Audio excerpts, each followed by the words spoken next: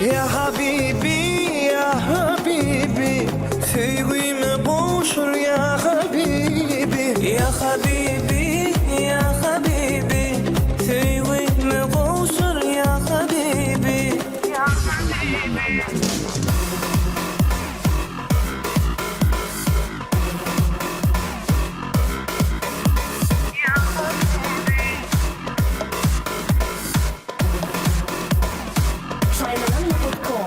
Başıma geldi zeybi derdi, yaş başıma sarılın seybi derdi.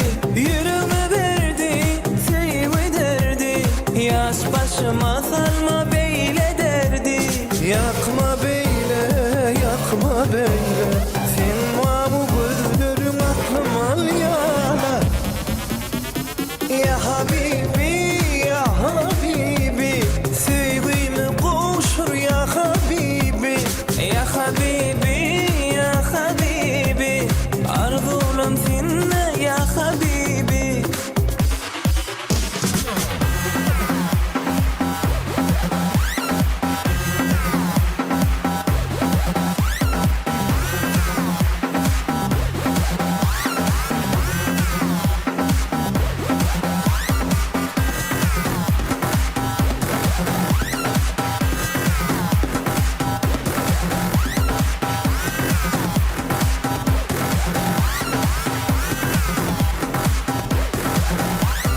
Yollar ayrı, zeybi ayrı, bulmasın ömrümüz ayrı ayrı. Yollar ayrı, seyvi ayrı, boğuşur beni sevgime ya Habibi. Yakma beyle, yakma beyle, sen mavi gözlerim aklım al yana. Ya Habibi, ya Habibi, sevgimi koşur ya Habibi. Ya Habibi ya Habibi, boğuşur beni sevgime ya Habibi.